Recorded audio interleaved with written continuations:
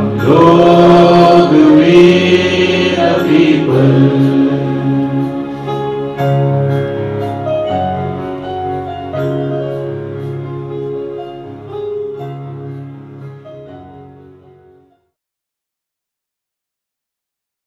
गांधीजींचा प्रकल्प हा नैतिक पायावरती सर्व समाज संस्थांची, शासन संस्था, धर्मसंस्थेसहित त्याचं पुनर्मूल्यांकन करून, त्याची पुनर्व्याख्या करून, त्याची पुनर्स्थापना करणं, त्या नैतिक पायावरती हा त्यांचा प्रकल्प आहे.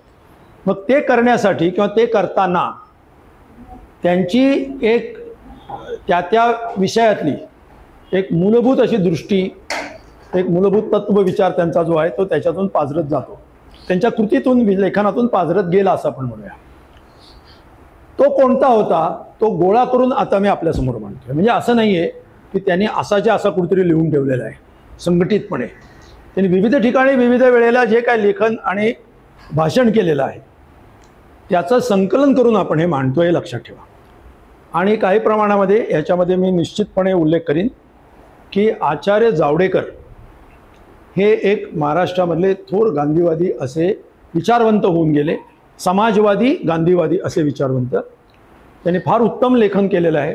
म्हणजे गांधीजींचा तत्वविचार गांधी स्वतः मांडू शकणार नाहीत, त्याच्या 4 ते 5 पट चांगल्या पद्धतीनं त्यांनी गांधींचाच तत्वविचार त्याला कुठे हानी न पोहोचता त्यांनी उत्तम रीतीने मांडलेला आहे. सत्याग्रही समाजवाद, आचार्य जावडेकर, असे 2 व्हॉल्यूम्स आहेत, यातला एक व्हॉल्यूम हा आहे. तसंच मी मुद्दाम सांगेन की साधना प्रकाशननी गांधींविषयी या नावाने 3 ग्रंथ प्रकाशित केलेले आहेत, संकलित, आणि त्याच्या 3 व्हॉल्यूम्स म्हणजे. तर त्याच्यामध्ये अनेक लेखकांचे संकलित लेख आहेत आणि ते सुद्धा खूप छान पुस्तक आहे. तर त्यातल्याच एका मांडणीपासून मी सुरुवात करतो, ज्याचं मी निष्कर्ष आता मागाशी सांगितला, त्या निष्कर्षाशी सुसंगत. वसंत पळशीकर एक महाराष्ट्रातले असेच थोर विचारवंत होते. वसंत पळशीकरांनी सॉक्रेटिसशी महात्मा गांधींची तुलना केलेली आहे. सॉक्रेटिस तुम्हाला माहिती आहे की सॉक्रेटिस हा एक ग्रीक विचारवंत तत्त्वज्ञ की ज्याने एक अक्षरही लिहिलं नाही, फक्त बोलला, फक्त प्रश्न विचारले, आणि त्यांनी प्रश्न विचारले ते शासन सत्तेला किंवा सत्ताधाऱ्यांना अत्यंत गैरसोयीचे होते, टोचणारे होते. आणि त्यावेळेला तो प्रश्न विचारत होता तेव्हा तो बाजारात प्रश्न विचारत होता, म्हणजे कुठे काही त्यावेळेला काही सभा पक्ष वगैरे असा काही प्रश्न नव्हता. त्यावेळी त्याच्यावरती ट्रायल झाली, खटला भरला गेला. खटल्याचा निकाल आधीच ठरलेला होता, कारण इतिहास काळापासून चंद्रचूड आहेत, त्याच्यामुळे तो निकाल आधी ठरलेला होता. तेव्हा परमेश्वराच्या प्रेरणेतून त्यांनी तो निकाल दिला आणि असं सांगितलं की यांनी विषाचा प्याला प्यायचा, आणि तो विषाचा प्याला त्याला पळून जायची संधी असताना सुद्धा तो पळून गेला नाही. आणि काल प्लेटोचा उल्लेख मला वाटतं माने तुम्ही केला होता, प्लेटोच्या आधारित. म्हणजे प्लेटोनीच त्यांचे डायलॉग लिहून ठेवलेले आहेत सॉक्रेटिसचे, आणि त्याच्यात सॉक्रेटिस सांगितलं की तू पळून जाऊ शकतोस, आम्ही सगळी व्यवस्था केलेली आहे. तो तुरुंग म्हणजे असा होता की त्या तुरुंगाच्या खोल्यांमध्ये त्याचे शिष्य जाऊन दिवसभर बसायचे आणि रात्री बाहेर पडायचे, त्यांच्या चर्चा चालायच्या. आणि त्याला जेव्हा विषाचा प्याला दिला तेव्हा पण सगळे बरोबर होते त्याच्या.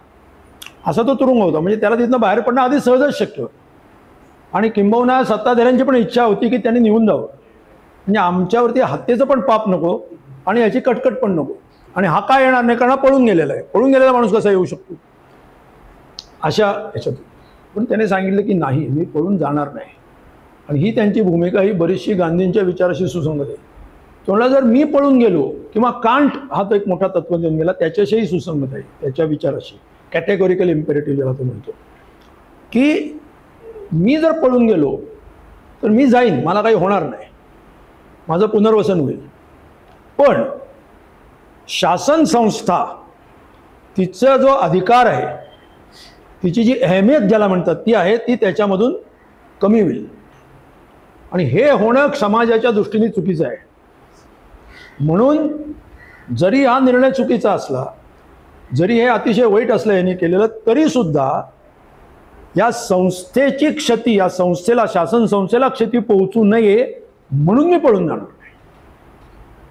लक्षात घ्या, हा म्हणजे स्वतः मारायला तयार आहे, दोषारोप घेऊन फॉर्मली, पण त्याला माहिती आहे की जनमान्यता, आणि तसा तो गेला नाही. म्हणूनच तो सॉक्रेटिस हा विषाचा प्याला पिणारा पहिला सत्सद विवेकाचा बळी म्हणून ज्याचं नाव घेतलं जातं तो सॉक्रेटिस आहे. तसे चार्वाकही आहेत, असं चार्वाकांनाही महाभारतामध्ये जिवंत जाळल्याची उदाहरणं आहेत. पण ते चार्वाक म्हणजे हेच चार्वाका काय त्याच्याबद्दल अजून संदिग्धता आहे. असो, तर सत्सद विवेकाचे बळी हे जगामध्ये अनेक झाले. त्यातला पहिला ज्ञात हा सॉक्रेटिस आहे. महात्मा गांधी आणि त्याचा सगळा जो पाया आहे विचाराचा तो नैतिकता आहे. तर पळशीकर म्हणतात की गांधीजी आणि यांच्यामध्ये नैतिकता हा पाहिजे, तसंच तो धर्मसुद्धा मानणार आहे सॉक्रेटिस, त्यावेळेचा जो काय असेल तो. एनिवे, तर आता हे थोडीशी पार्श्वभूमी झाली. गांधीजींचा नेमका अध्यात्म विचार काय आपण पाहिजे लक्षात. बरेच वेळेला अध्यात्म हा शब्द आपण वापरतो, पण त्याची फोड न करता त्याला संस्कृत समजावून न घेता वापरतो. तिथे पहिल्यांदा अध्यात्म या शब्दाची मी व्युत्पत्ती सांगतो आपल्याला. अधि अधिक आत्मा, अधि आधी नाही, अधि अधि अधिक आत्मा म्हणजे अधि अधिक आत्म म्हणजे अध्यात्म. अधि म्हणजे काय? अधि याचा अर्थ बिगर. आता उदाहरणार्थ मी तुम्हाला काहीतरी सांगितलं आणि एखाद्या तुम्ही म्हणा की अधिकृत आहे का, म्हणजे त्याला वरिष्ठांची मान्यता, वरिष्ठ म्हणजे आता आपल्या या संदर्भामध्ये शासन, किंवा त्यावेळेचा समजा मी काहीतरी सांगितलं, आता मोहसिनने तुम्हाला सांगितलं की असं असं ठरवलेलं आहे, अकॅडमी पूर्णपणे अधिकृत आहे का? म्हणजे इथली जी काय अधिकार व्यवस्था आहे, अधिकार हा शब्द घ्या, कार म्हणजे कृती, अधिकार म्हणजे त्याला एक वरचढ हेवी वरच्या पायतळीचा असा काहीतरी एक पाया आहे, समथिंग बिगर. तर अधि आत्मा म्हणजे स्वतः म्हणजे आत्म ज्याला आपण म्हणतो, माझ्यातला मी, त्याच्यावरती पूर्ण फोकस केलेलं, त्याचं एक व्यापक रूप किंवा त्यालाच प्रधान मानून असे विविध त्याचे अर्थ होऊ शकतात. अशा जो काही विचार मानला जातो, त्याचं जे काय तत्वज्ञान मानलं जातं त्याला अध्यात्म असं म्हणतात. तेव्हा it is a philosophy of self, आणि फिलॉसॉफी ऑफ सेल्फ ही भौतिकवादी लोकांना गरजेची नाही हे मला मान्य नाही. भौतिकवादी जरी मी असलो तरी बाजूच्या भौतिक व्यवस्थेपेक्षा मी म्हणून काही वेगळी जाणीव असते, आणि तिचं काहीतरी एक तत्वज्ञान हे काहीतरी असावंच लागतं माणसाला. नाहीतर एक नाटकामध्ये एक वाक्य आहे, खूप मला महत्त्वाचं वाटतं ते, की एका परीक्षेमध्ये किंवा असं कोणालाही परीक्षेमध्ये एक नापास होता एक मुलगा, आणि तो नापास झाल्यानंतर का नापास झाला, आणि एका मुलाला प्रचंड मार्क्स मिळतात, अनपेक्षित, दोघांचाही अनपेक्षित. तर ती चूक त्या मॉडरेटरची किंवा त्या पर्यवेक्षकाची असते असं नंतर कळतं. तर त्याचा बाप शोधून काढतो, तोपर्यंत व्रत वैकल्य बळी वगैरे सगळं झालेलं असतं त्यांच्याकडून. तो बाप अजिबात मान्य करायला तयार नसतो, तो शेवटी ते शोधून काढतो आणि त्या मुलाला सांगतो की हे बघ, हे कारण आहे खरं, आणि तू काढलं काय दैव बिव काहीतरी फालतू बोलत बसलेस. तो म्हणतो ते सगळं बरोबर आहे, त्याच्या चुकीमुळे झालं, पण ते माझ्याच बाबतीत का झालं? तर याला काय उत्तर आहे?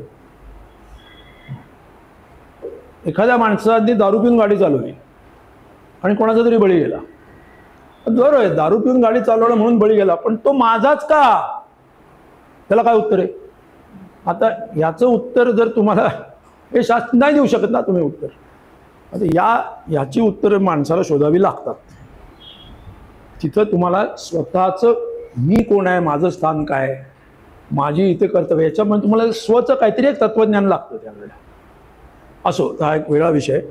त्यामुळे अध्यात्म हा विषय आहे म्हणजे ते परमेश्वरी काहीतरी आहे असं समजण्याचं कारण आहे. अध्यात्म हे योग्य प्रकारचं सुद्धा असू शकतं आणि चुकीचं सुद्धा असू शकतं. तेव्हा त्या अर्थाने काल दत्तादेशाने उल्लेख करत होता, स्पिरिच्युअल हा जास्त चांगला शब्द होईल, पण ठीक आहे, व्हॉट एव्हर. त्याचा इसेन्स जर लक्षात घेतला तर गांधीजींचं अध्यात्म काय आहे?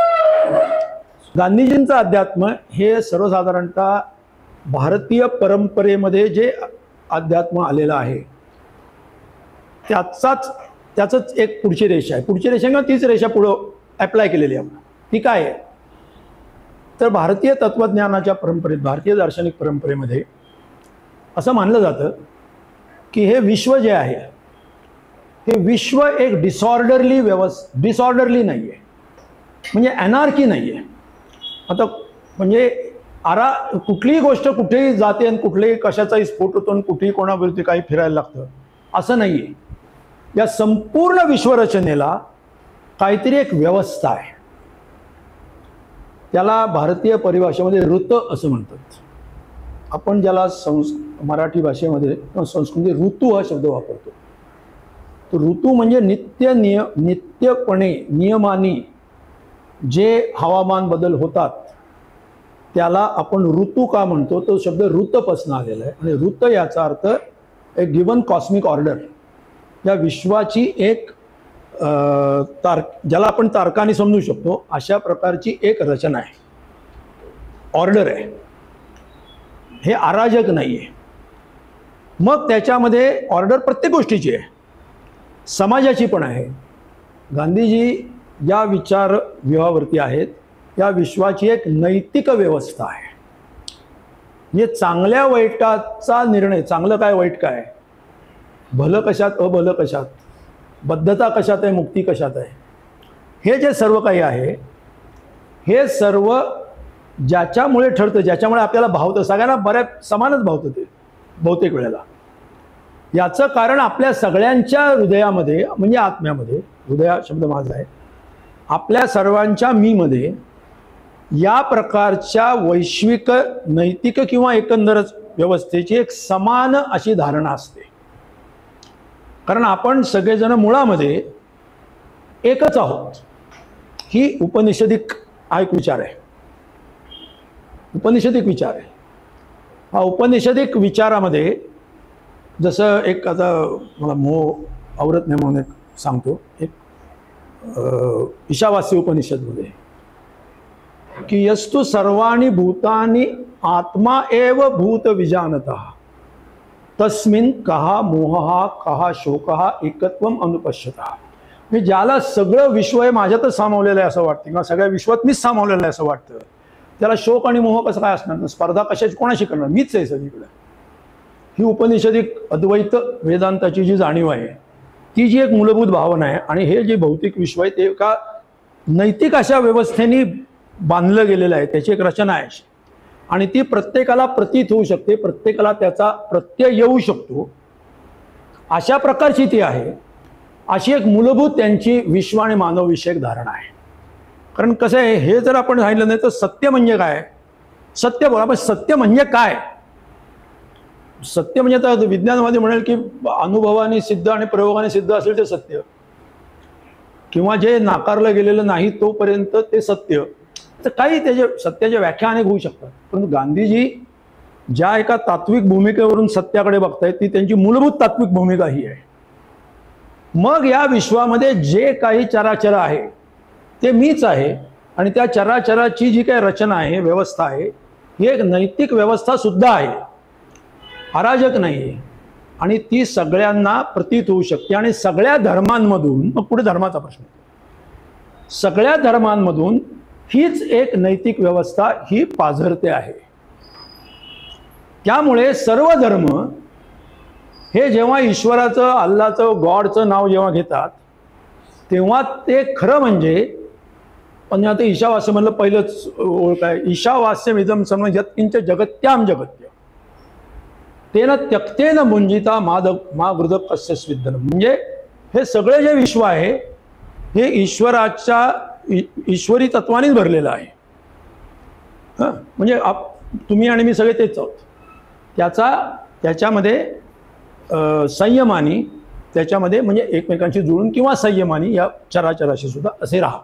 ही एक उपनिषदिक अद्वैत वेदांताची दृष्टी आहे, तीच महात्मा गांधींच्या विचारामध्ये आहे. आणि म्हणून ते असं म्हणतात की सर्व धर्म हे ईशावास्य इदम सर्वम जे आहे ते कोणी म्हणेल की अल्लाची निर्मिती आहे, कोणी म्हणेल गॉडची आहे, कोणी म्हणे ब्रह्म सत्य जगन मिथ्या, ब्रह्म हे सत्य आहे, परमेश्वर सुद्धा त्या अर्थाने नाहीच आहे असं कोणी म्हणेल, पण सगळ्याचा अर्थ एकच आहे. आणि म्हणून महात्मा गांधी असं म्हणतात की तुमचा आचार धर्म जरी भिन्न असला तरी तुमची धर्मशीलता एकच आहे. तेव्हा महात्मा गांधी धर्माबद्दल जेव्हा बोलतात तेव्हा ते धर्मसंस्थेबद्दल बोलत नाही, ते धर्मशीलतेबद्दल बोलतात. आणि धर्मशीलता म्हणजे काय, तर ही एकत्वाची अशा प्रकारची जी एक मूलभूत व्यवस्था आहे त्या व्यवस्थेची आंतरिक जाणीव आणि त्यानुसार होणारा व्यवहार. मग त्यानुसार काय व्यवहार होणार, तर जगातले जे चराचर आणि त्यातले त्यात जे चर आहेत म्हणजे जे ज्यांना जीव आहे असे जे जे कोणी असतील त्यांच्याबद्दल तुम्हाला प्रेम आणि आपलेपणाची भावना हे अपरिहार्यपणे येणार. कारण तुम्ही कोणाचा द्वेष करूच शकत नाही, पण तुम्ही स्वतःचा द्वेष करा. ही अहिंसेची जाणीव, म्हणजे अहिंसा कुठनं निर्माण होते, ती इथनं निर्माण होते. अहिंसेची दुसरी पण त्यांनी हे दिलेली आहे. अहिंसा कशामुळे समर्थन होतं त्याचं, तर जेव्हा तुम्ही हिंसा करता तेव्हा तुम्ही तुमच्या कुठल्या तरी भावावेगाच्या प्रभावाखाली असता आणि तुम्ही कोणाचा तरी द्वेष केल्याशिवाय त्याची हिंसा करू शकत नाही. आणि जेव्हा तुम्ही तुमच्या मनात द्वेषाची भावना असते, तो केवळ प्रेमाचा अभाव नसतो तर त्याच्यात पुन्हा निगेटिव्ह हे असतं. किंवा द्वेषाची भावना ही तुम्हाला तुमच्या मनोवेगांच्या किंवा भावावेगांच्या अधीन करते आणि तुमची आत्मप्रत्यय जो तुमचा आहे जो भावावेगांच्या किंवा शारीरिक अशा आकर्षणांच्या अधीन जाण्याची जी खरं दिशा पाहिजे त्याच्या विरुद्ध दिशेला जाणार आहे. म्हणून अहिंसा पाहिजे, म्हणून हिंसा वाईट आहे, कारण ती या मूळ तत्वाच्या विरोधात जाणारी आहे, शिवाय तुम्हाला भावावेगाच्या अधीन करणारी आहे, तुम्ही परतंत्र होतात त्याच्यामध्ये. म्हणून हिंसा वाईट आहे, म्हणून अहिंसा पाहिजे, म्हणून स्पर्धा नको, म्हणून परस्पर सहकार्य पाहिजे. ही त्यांची एक मूलभूत अद्वैती अशी दृष्टी आहे. महात्मा गांधींचा तात्विक विचार हा उपनिषदिक, आता त्याच्यात सुद्धा मी सगळी उपनिषद घेऊ शकत नाही, काही उपनिषद ही ट्रान्झिटरी आहेत, म्हणजे उपनिषद म्हणजे सर्व उपनिषद एकच संदेश देतात हा सुद्धा आपल्या इथे गैरसमज आहे, असं नाही. त्याच्यात सुद्धा फरक आहे. परंतु ब्रॉडली वेदांत ज्याला म्हणतो उपनिषद, त्या वेदांताशी ती सुसंगत आहे, अद्वैत वेदांताशी. आणि ज्याला आपण समाजशास्त्र ज्याला म्हणतो त्याच्यामध्ये ते वर्णाश्रम धर्म मानतात. आता मी दुसऱ्या विषयाकडे जातोय, पण तोच विषय मी आता इथं संपवून टाकतो म्हणजे परत आपला वेळ वाचेल. म्हणजे उपनिषद एक वेदांत तत्वज्ञान आणि भारतीय वर्णाश्रम धर्माची समाजव्यवस्था हे दोन्ही ते मानतात, लक्षात घ्या. त्यातलं जे पहिलं जे आहे ते आपल्याला तुलनेने प्रगतिशील वाटू शकतं, हे आहेच, म्हणजे त्याचा जातीचा व्यवहार सोडून द्या. पण तुम्ही जर असं म्हणलं की तू आणि मी वेगळे नाहीच आहोत, आपण एकच आहोत, असं मानणं, ज्ञानेश्वर म्हणतात तसं दुसऱ्याला दुसरा मानणं हीच पहिली हिंसा आहे. हिंसा तिथं सुरू होते, तू दुसऱ्याला दुसरा मानतो हाच प्रॉब्लेम आहे.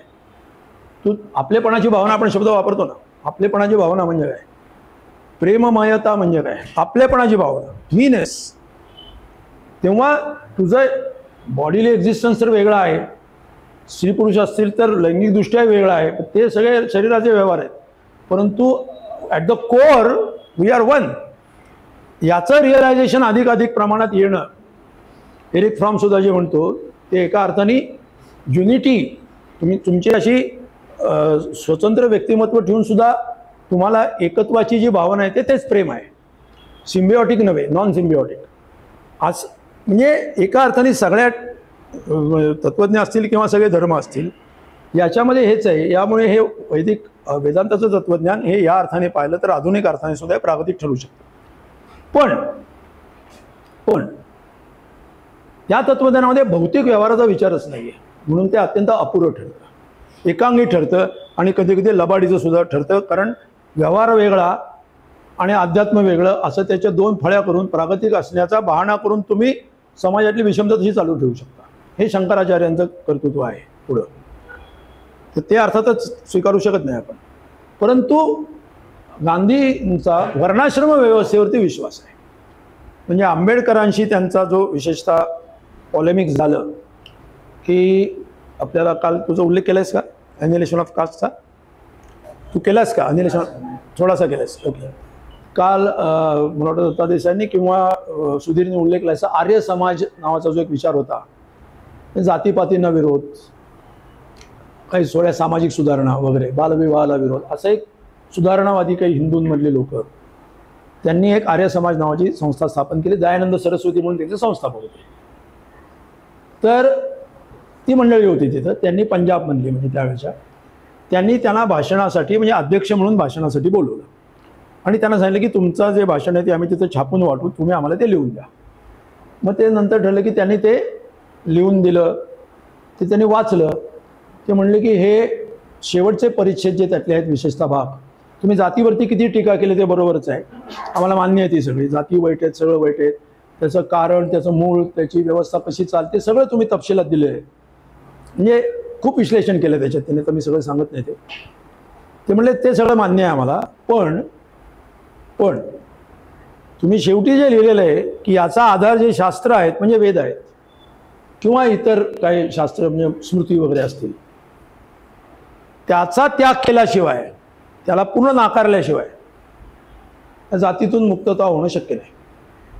आणि त्याच्या पुढे जाऊन मग त्याग केला पाहिजे अशा शास्त्र मानणाऱ्यांचा धर्मात राहण्यात अर्थ नाही. म्हणजे मी त्याचा भावार्थ सांगतोय. नंतर त्यांनी येवल्याच्या परिषदेत घोषणा केली की हिंदू म्हणून जन्माला आलो तर हिंदू म्हणून मरणार नाही.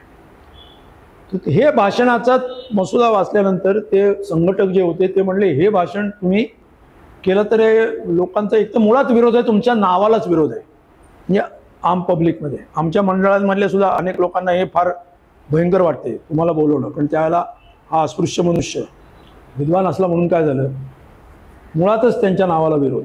एक बरं बोलवलं तर बोलवलं, विद्वान आहेत बरोबर ठीक आहे बोलवा, पण ते धर्मच, जातीपातीला धर्मच नाकारतायत, शास्त्रच नाकारतायत, म्हणजे तर बॉम्बच झाला. आणि अशा माणसाला परत आपला अध्यक्ष म्हणून बोलवायचं, हे म्हणजे दुसऱ्या माणसाला बोलवून स्वतःला चाबूक मारून घ्यायचं, असा प्रकार. हे काय बरोबर नाही. पण ते म्हणले की तुम्ही शेवटचा भाग आहे एवढा फक्त एडिट करा, बाकी आम्हाला काय प्रॉब्लेम नाही. तर आंबेडकर म्हणाले की मला हे मान्य नाही, मी काय त्याच्यात एडिटिंगमध्ये काही करणार नाही, तुम्हाला असं पाहिजे तर घ्या नाही तर सोडा. आणि मग त्यामुळे ती परिषद त्यांनी पुढे ढकलली म्हणजे रद्द केली, असा तो इतिहास आहे. मग ती आंबेडकरांनी तो जो त्यांचा निबंध होता का ते भाषण होतं ते त्यांनी पुस्तक रूपाने चक्क छापलं आणि प्रकाशित केलं. मग त्याला गांधीजींनी उत्तर लिहिलं, आक्षेप घेणार की बाबा याच्यातले हे मुद्दे चुकीचे आहेत. त्याला आंबेडकरांनी उत्तर दिलं. त्यामधल्या काळामध्ये जे संघटक होता त्यांच्यापैकी एक, त्यांनी पण एक मध्ये गांधीजींना उत्तर दिलं. असा त्याच्यात एक बराच पत्रव्यवहार झाला. आणि त्या पत्रव्यवहाराच्या दरम्यान महात्मा गांधींनी जे काही लिहिलेलं आहे त्याच्यामध्ये त्यांनी स्पष्ट काही भूमिका घेतलेल्या आहेत. ते म्हणाले की अस्पृश्यता हा कुठल्याही धर्माचा भाग नाही, त्या अस्पृश्यता ही पूर्णपणे नाकारण्यासारखी गोष्ट आहे आणि तुम्ही नाकारतो म्हणजे नाकारलीच पाहिजे. पण अस्पृश्यता हा वर्णव्यवस्थेचा अंग नाहीच आहे मुळामध्ये. तेव्हा वर्णव्यवस्था चुकीची नाही आहे, जाती व्यवस्था चुकीची आहे. आणि जाती हा काय कुठल्या शास्त्रांचा भाग नाही, वर्णव्यवस्था आहे. आणि वर्णांमध्ये काय चुकीचं आहे? कारण समाजामध्ये वेगवेगळे डिव्हिजन ऑफ लेबर ज्याला आपण म्हणतो, तर याने हे काम करावं, हा लोहार असेल, हा कुंभार असेल, हा शिक्षक असेल, हा चांभार असेल, किंवा हा काय अगदी स्वच्छता कामगार असेल. ही वेगवेगळी कार्य आहेत आणि वेगवेगळी कार्य समाजामध्ये वाटून घेतल्याशिवाय समाज चालणंच शक्य नाही. प्रत्येकजण प्रत्येक काम नाही करू शकत, म्हणजे त्यात काही कार्य कुठलंच कार्य होऊ शकणार नाही. त्याच्यामुळे अशा प्रकारची श्रमविभागणीच्या तत्वावरती व्यवसाय निर्माण होणं आणि व्यवसायाच्या आधारावरती जे काही समाज विभाग होता त्याला वर्ण असं म्हणणं, याच्यात आक्षेप घेण्यासारखं काहीही नाही. फक्त मग त्याच्या आधारे ज्या जाती निर्माण झाल्या की ज्या, दुसरं त्याच्यात मी सांगितलं की सगळं शिक्षण घ्यावं लागत नाही. आता माझे वडील समजा चांभार आहेत, तर मला चपला किंवा बूट करण्याचं काम माझं वेगळं शिकावं लागत नाही, ते आपोआपच बाय बर्थ माझं ट्रेनिंग होत जातं, मला एक्सपर्टाईज मिळतो. त्याच्यामध्ये काय वाईट आहे? अशा प्रकारच्या एक समर्थनाच्या पण गोष्टी त्यांनी त्याच्यात मांडल्या. अर्थातच त्या आजचं पाजवातच पटण्यासारख्या नाहीत आपल्याला, पण त्या त्यांनी मांडल्या. आता आपण गांधीजींबद्दल बोलतो, त्यातले योग्य काय अयोग्य काय हे याचा आपण नंतर विचार करू शकतो, पण त्यांना काय म्हणायचं होतं ते पहिलं क्लिअर असलं पाहिजे. तर त्यांचं असं म्हणणं होतं की मी सामाजिक दर्जाबद्दल बोलतच नाही आहे. स्वच्छता कामगार ज्याला भंगी म्हणलं जात होतं त्याचं काम आणि भिक्षुक त्याला नंतर म्हणतो आपण की आपण गुरुजी म्हणा, पुरोहिताचं काम याचं काम वेगळं आहे, पण त्याचा सामाजिक दर्जा वेगळा आहे असं कोणी सांगितलं? असं असण्याचं काय कारण आहे? त्याचा काही संबंध नाही. सगळ्यांचं काम एकाच दर्जाचं आहे, समान मूल्याचं म्हणजे समान सामाजिक मूल्याचं आहे आणि म्हणून समान पातळीवरती आदरणीय आहे. हे त्याने चांगल्या किंवा वाईट पद्धतीने तो करतो का नाही याच्यावरती त्याची परीक्षा होऊ शकते.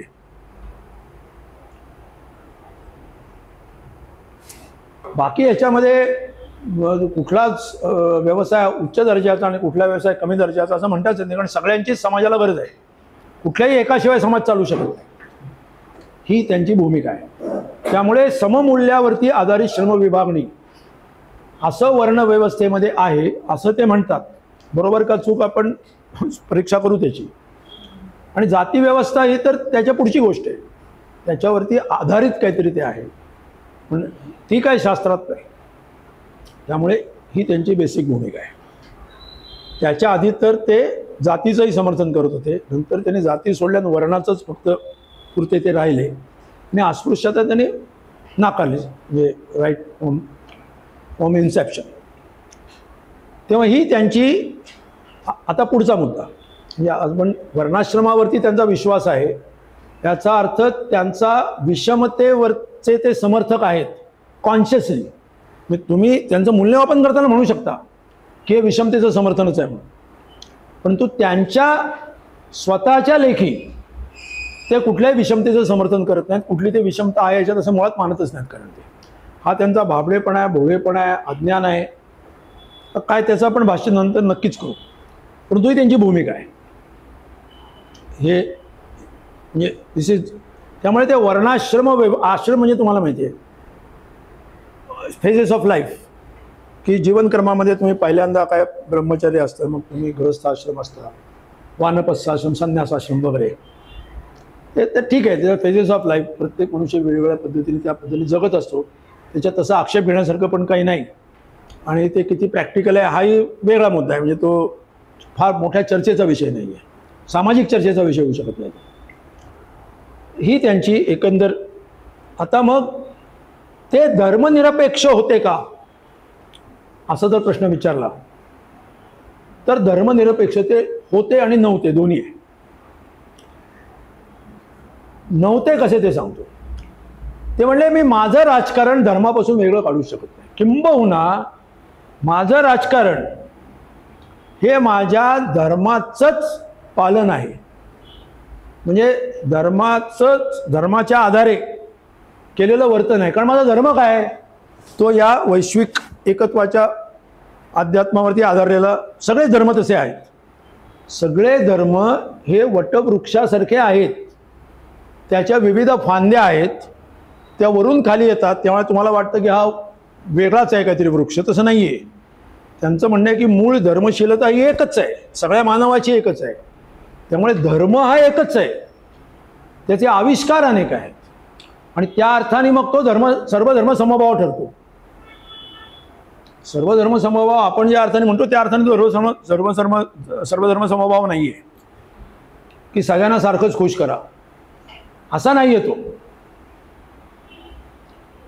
म्हणजे काँग्रेसच्या काळामध्ये जेव्हा शहाबुद्दीन पण आमचाच मुस्लिम महिलांसाठी काही विधेयक केलं जरा त्यांना संरक्षण देणारं, तर ते सुप्रीम कोर्टाच्या निकालाप्रमाणे ते आणून पाडायचं, दुसरीकडे राम मंदिर उघडं करून टाकायचं, खुलं करून टाकायचं. म्हणजे दोघांनाही खुश, सर्वधर्म समभाव असा तो सर्वधर्म समभाव नाही आहे त्यांचा. आता गंमत अशी आहे, ते धर्मनिरपेक्ष आहेत का? शब्दशः पाहिलं तर आता काय सांगितलं, मी माझं राजकारण हा माझ्या धर्माचंच एक आविष्करण आहे. म्हणजे धर्मनिरपेक्ष म्हणता येईल का त्यांना? नाही. पण त्यांच्या धर्माची जी व्याख्या आहे त्या व्याख्येच्या संदर्भात ते म्हणतायत, त्या अर्थाने ते जे धर्माचे आविष्कार आहेत, आपण त्यांच्या आविष्काराच्या समजा बलूनमध्ये बसलोय, त्या दृष्टिकोनातून बघतोय, आणि ते बघतायत धर्माकडे मूलभूत वटवृक्ष धर्मशीलतेकडून. त्या अर्थाने ते धर्मनिरपेक्ष ठरतात, म्हणजे धार्मिक ठरतात. आणि इकडच्या बाजूने पाहिलं धर्मनिरपेक्ष ठरतात, कारण सगळे धर्म त्यांना मग सारखेच दिसतात ना, त्यांना काहीच वेगळं व्हायचं नाही त्याच्यामध्ये. आणि शासन व्यवस्था जी आहे, म्हणजे आपला जो आधुनिक जो अर्थ आहे की शासन आणि कुठलीही धर्मसंस्था यांचा संबंध असणार नाही, या अर्थाने पाहिलं तर ते धर्मनिरपेक्ष ठरणार नाहीत. या मॉडर्निस्ट अर्थाने पाहिलं तर धर्मनिरपेक्ष ठरणार नाहीत. पण त्यांच्या अर्थाने पाहिलं तर आचार धर्म वेगळे आहेत. आचार धर्मांशी माझं घेणं देणंच नाही आहे. ईश्वर अल्लाह तेरो नाम सबको सन्मती दे भगवान, हेच म्हणतात ते. आणि वैष्णव जन तो तेने कहिये पीर पळाई जाणे रे. तेव्हा वैष्णवाची व्याख्याच ती आहे ना, नैतिक आहे व्याख्या. विष्णूचं मंदिर उभारणारा नाहीये वैष्णव, ही त्यांची एक धार्मिक दृष्टी आहे. आता मी मगाशी एक शब्द वापरला की नैतिक पायावरती सगळ्याचं त्यांना पुनर्मूल्यांकन करायचं, हे बघायला आहे की नाही. धर्माचं पुनर्मूल्यांकन कशावरती? एक जग विश्वात एक नैतिक व्यवस्था आहे आणि ती सगळ्यांना समान प्रकारे हृदयात आहेच. काल तुम्ही प्लेटोच्या संदर्भाने एक प्रश्न विचारला होता. प्लेटो असं मानत होता की आत्मा जो असतो तो आत्मा मानत होता. आत्म्याला पूर्वज्ञान सर्वच असतं, सर्व जगाचं पूर्वज्ञान ऑलरेडी त्याच्यात आहे. फक्त विचार जेवढा तुम्ही जास्त करता तेवढं ते बाहेर येतं, सुचतं तुम्हाला. असं वाटतं आपल्याला सुचलंय, फक्त ते आतमध्ये जे आहे ते बाहेर येतं, त्याला पण सुचलं असं म्हणतं. ते बाहेरून आतमध्ये येत नाही, ऑलरेडी आहे. तसं हे जे आत्मा जो प्रत्येकामध्ये जो आहे, त्या आत्म्यामध्ये हे ज्ञान आहेच एकत्वाचं, फक्त त्याच्यावरती आवरण आहे. ते आवरण जर तुम्ही दूर केलं तर प्रत्येकाचं आत्मबल जागृत होईल. आणि ते आत्मबल म्हणजे त्या अर्थाने बल नाहीये, ती एक प्रकारची नैतिक शक्ती आहे, प्रेम करण्याची शक्ती आहे, ती जागी होईल. आणि मग त्या आत्मबल जर निर्माण झालं तर शस्त्रबळाची गरजच नाही. म्हणून अहिंसा पूर्ण होते. मग अशी त्यांची ती अध्यात्माची धर्माची दृष्टी ही अशी पूर्णपणे एकसंध आहे. आता हे जे सगळं आहे याचा पूर्ण पाया नैतिक आहे. जे नैतिकतेच्या आधारावर त्याच्या धर्माची डेफिनेशन करतात. नाही, आचार धर्म वेगळे आहेत, मूळ धर्म एकच आहे असं सांगतात. म्हणजे मगाशी जे मी सांगितलं की त्यांचं सगळ्या धर्मसंस्थांचं धर्मव्यवस्थेचं पुनर्मूल्यांकन ते नैतिक तत्वावरती करतात. आणि ते तुमच्यामध्ये आहे का नाही आहे असं गृहीत धरून ते स्टेटमेंट करतात. आता प्रश्न फक्त एवढाच तयार होतो की हा एक युटोपिया आहे का, एक आदर्श मनोराज्यमय अशी व्यवस्था आहे का, ज्याला ते रामराज्य म्हणतात, ते हेच आहे. असो, त्या राज्याच्या कल्पनेवरती होती नंतर. तर ही त्यांची धर्मनिरपेक्षता, अध्यात्म याच्याविषयीची त्यांची दृष्टी झाली.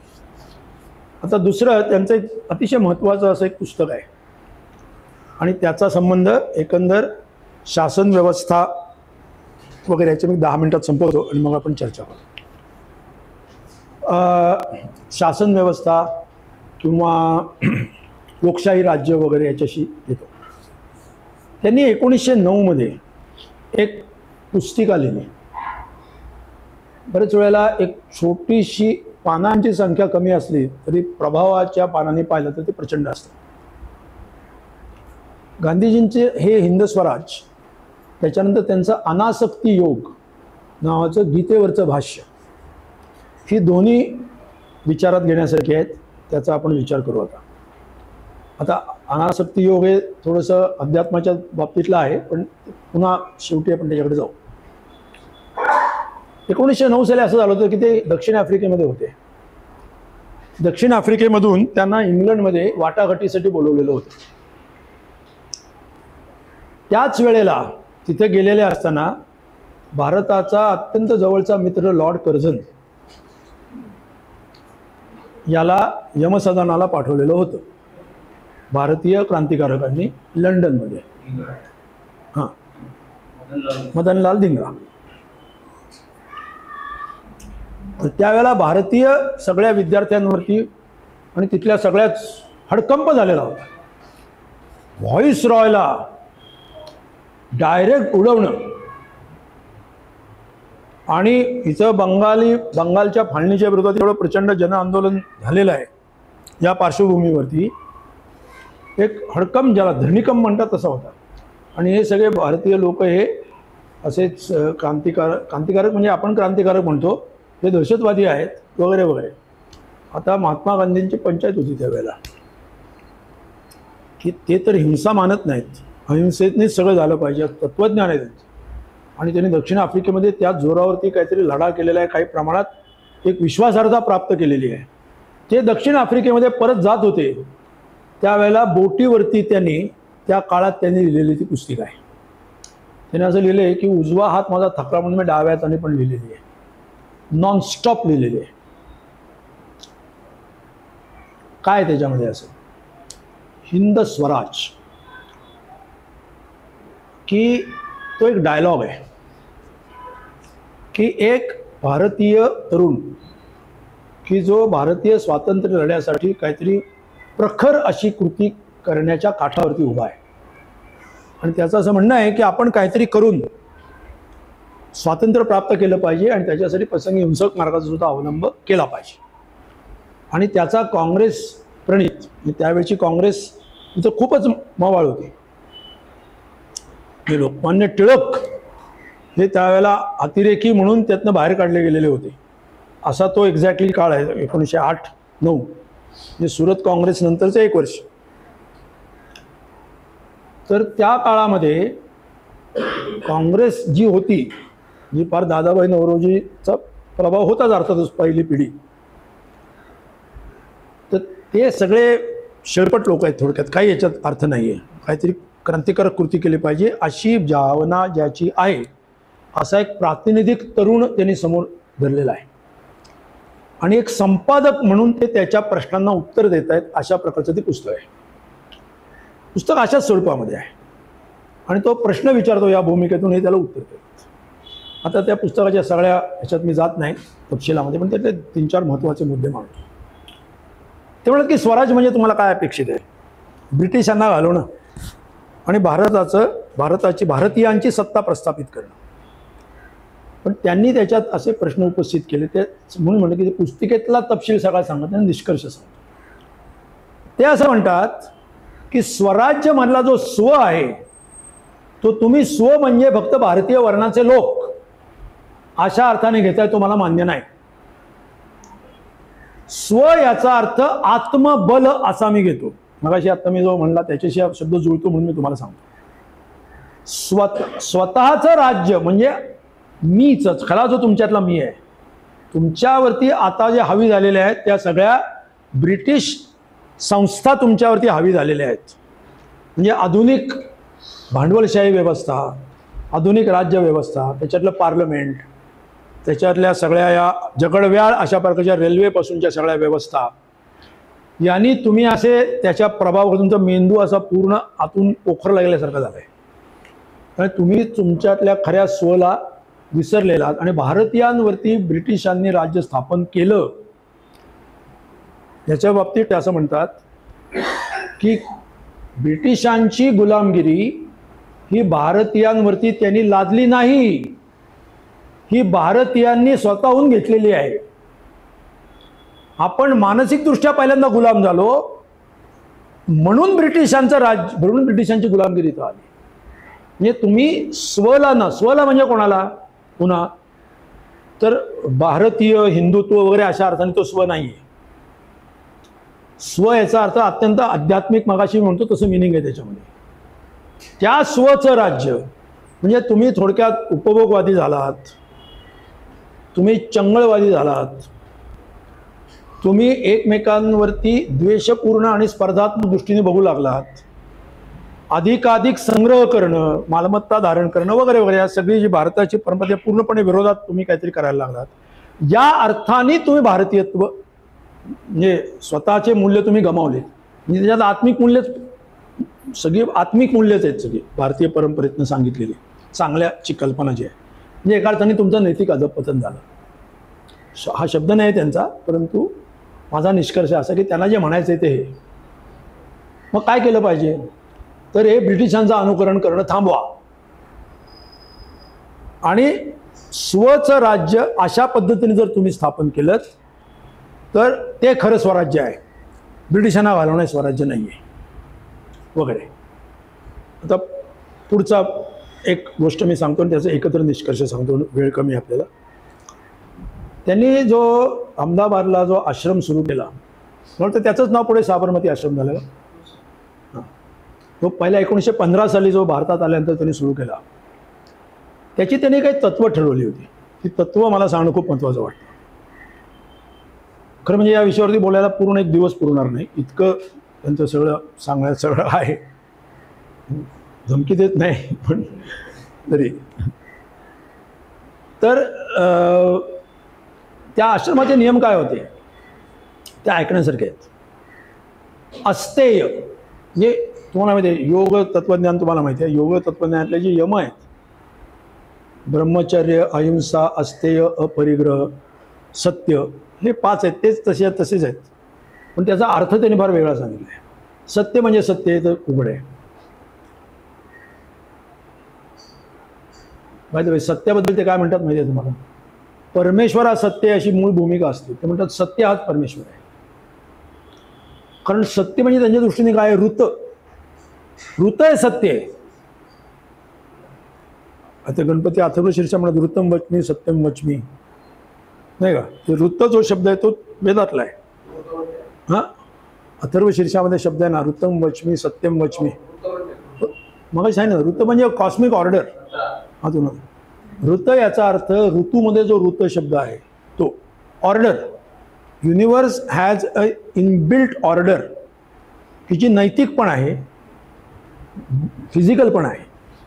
प्रत्येक गोष्ट अशी डिसऑर्डरली नाही, त्याची काहीतरी एक व्यवस्था आहे. असो, तर सॉरी कमिंग बॅक. तर हे योगामधले जे 5 आहेत तेच त्यांनी सांगितले. पण आता आश्रमातले नियम काय असते ते चोरी करायची नाही. आता चोरी करायची नाही कोणी समजण्यासारखं आहे ना, बरोबर आहे, चोरी नाही करायची, काय वेगळं सांगायचं. आश्रमात राहतात, चोऱ्या कशा करू शकता तुम्ही? अपरिग्रह, संचय करायचा नाही. त्यांनी या दोन्हीचं एकत्र केलं. जरुरीपेक्षा जास्ती घेणं स्वतःच्या मालकीचं सुद्धा ही चोरी आहे असं ते म्हणतात. म्हणजे अस्तेय म्हणजे दुसऱ्याचं न घेणं. पण दुसऱ्याचं कधी घेतो आपण? आता मला खरं म्हणजे चहा हा गरजेसाठी घेतला, पण मगाशी मी 2 कप घेतला. समजा चहा मर्यादित असेल, 2 कप घेतला असेल तर मी तुझ्यातला थोडा घेतला ना, म्हणजे तुमच्या प्रत्येकातला थोडा घेतला, म्हणजे जर ते चोरी आली. म्हणजे अपरिग्रह, अधिक साठा करू नका इथपर्यंत समजू शकतो आपण. म्हणजे हव्यास करू नका. पण तुम्ही जरुरीपेक्षा जास्त घेणं हीच चोरी आहे असं जर म्हटलं तर त्याच्यामध्ये एक पर्यावरणीय तत्वज्ञान पण निर्माण होतं. की एक त्यांचं प्रख्यात वाक्य आहे, मी काल हा करतो तसंच करतो, त्यांचे कोट्स सांगतो म्हणजे त्याचं तत्वज्ञान क्लिअर होतं. की अर्थ हॅज सफिशियंट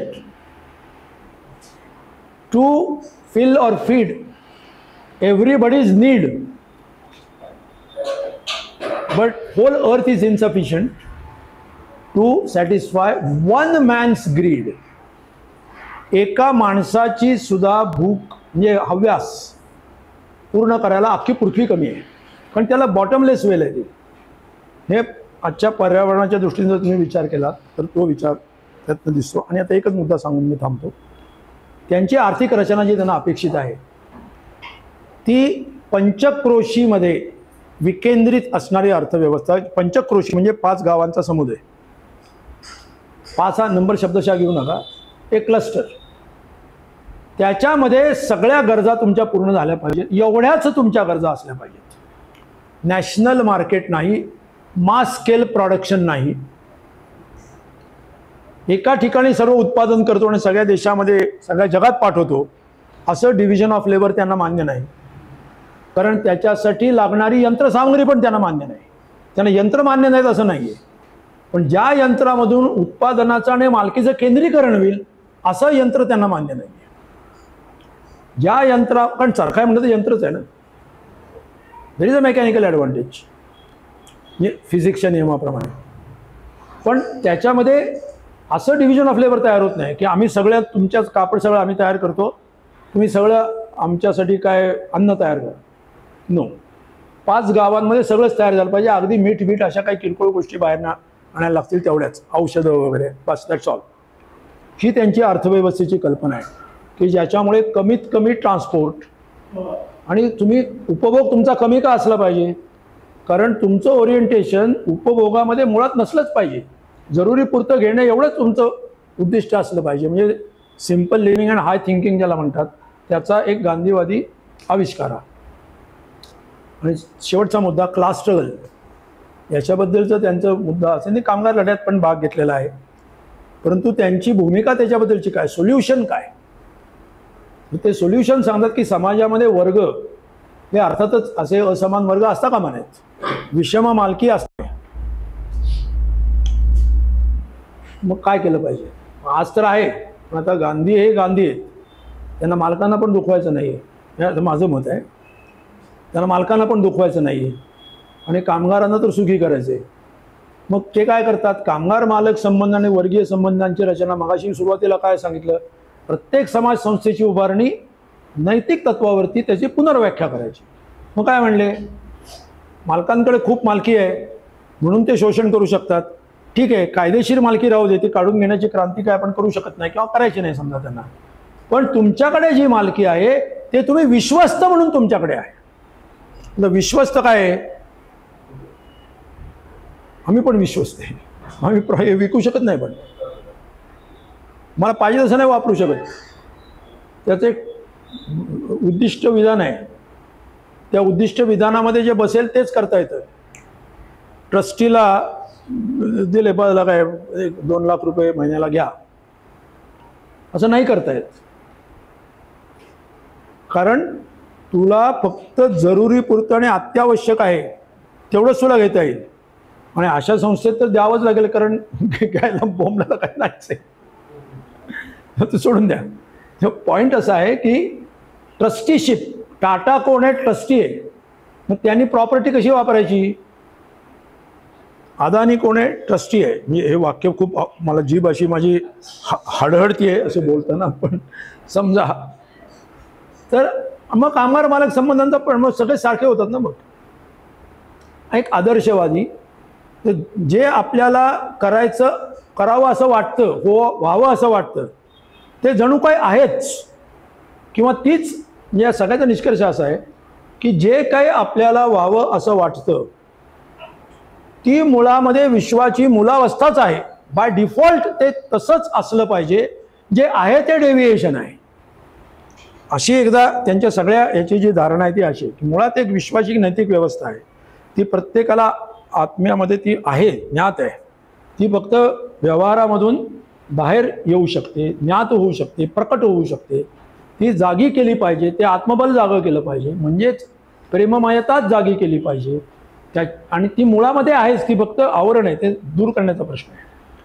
असं एकदा म्हणलं की तुम्ही एका अर्थाने त्याची नैतिक पायावरती व्याख्या पण करता, त्याचा आदर्श पण सांगता आणि काही प्रमाणात व्यवहारसुद्धा सुधारण्याचा प्रयत्न करता, पण काही प्रमाणातच म्हणण्याचं कारण असं की तुम्ही ते इतकं आदर्शमय केलेलं असतं की ते अशक्य होऊन बसतं आणि मग ते स्वतःच एका अध्यात्माच्याच पातळीवर राहतं, ते व्यवहारामध्ये रूपांतरित होऊ शकत नाही. सो हा त्यांच्या सगळ्या मांडणीतला, आपण चर्चेच्या अंती याच्यातनं काय घ्यायचा निष्कर्ष आपण शेवटी जरूर बोलूया. पण आत्ता मला जो काही मुद्दा महत्त्वाचे वाटले ते मी मांडले, मी थांबतो इथं. तालीमबद्दल यांनी प्रश्न विचारले. मला नई तालीमच्या तपशीलवार प्रयोगाबद्दल खूप माहिती नाही आहे, पण जी काय साधारणपणे माहिती आहे ती सांगतो. अजून कोणाला माहिती असेल तर बरं घाला.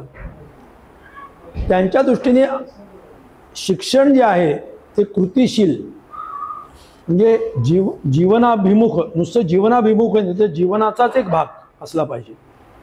त्याच्यामध्ये कौशल्य आणि पुस्तकी शिक्षण, त्यांचं आध्यात्मिक शिक्षण आणि पुस्तकी शिक्षण, मूल्यात्मक शिक्षण आणि पुस्तकी शिक्षण, जगण्यातलं शिक्षण, जगण्याचं शिक्षण आणि पुस्तकी शिक्षण. हे थोडक्यात ब्रिटिश आधुनिक काळातली जी शिक्षणाची कल्पना आहे, बुद्धिनिष्ठ शिक्षण. तुम्ही फक्त बुद्धीने शिकणार, मेंदूला शिकवणार, तर्काला शिकवणार, पण हृदय, कौशल्य, हँडवर्क, श्रम यांच्यावर आधारित सुद्धा ते शिक्षण असलं पाहिजे. केवळ शब्दांचं, केवळ बुद्धीचं किंवा तत्वांचं अमूर्त असं शिक्षण असता कामा नये. ज्यामध्ये कौशल्य, भावना, अनुभव, कृती, व्यवहार आणि प्रत्यक्ष श्रम आणि सगळ्यात महत्त्वाचं म्हणजे श्रमप्रतिष्ठा, प्रत्यक्ष श्रमाचा अनुभव त्याच्यात असला तर त्याच्यावरतूच आधारलेला असलं पाहिजे किंवा त्याच्यातून शिकवणारं पण असलं पाहिजे. ही साधारण नई तालीमची व्यवस्था. आणि त्याच्यात धर्मशिक्षणाचाही भाग आला आणि त्यांच्या दृष्टिकोनाने जे धर्म आहे, नैतिक तत्व, त्या सगळ्यासहित एक पूर्ण माणूस घडवण्याचंही शिक्षण आहे असं ते मानतात. आजचं जे शिक्षण आहे हे म्हणजे भांडी कलईला दिल्यासारखं आहे. ही पितळेची भांडी त्याला कलई लावून द्या, तसं आपण शाळेत जातो आणि त्याला कलई लावतो. खरंच आहे, म्हणजे हे खरं आहे. म्हणजे नई तालीमची कल्पना अगदीच बरोबर आहे. म्हणजे ते म्हणतात त्याच फॉर्ममध्ये बरोबर आहे का नाही हा प्रश्न असू शकतो, पण कन्सेप्ट अगदीच बरोबर आहे. खरंच आहे ना, असंच करतो ना आपण. ह्याला वेगळे कपडे घाला, याला थोडंसं असं काहीतरी सजवा, गाडी कटिंग करा, जरा यायचं झालं. मेहनत कशों के सम्मान होंगे यहाँ, जंगल जमीन खाने नदी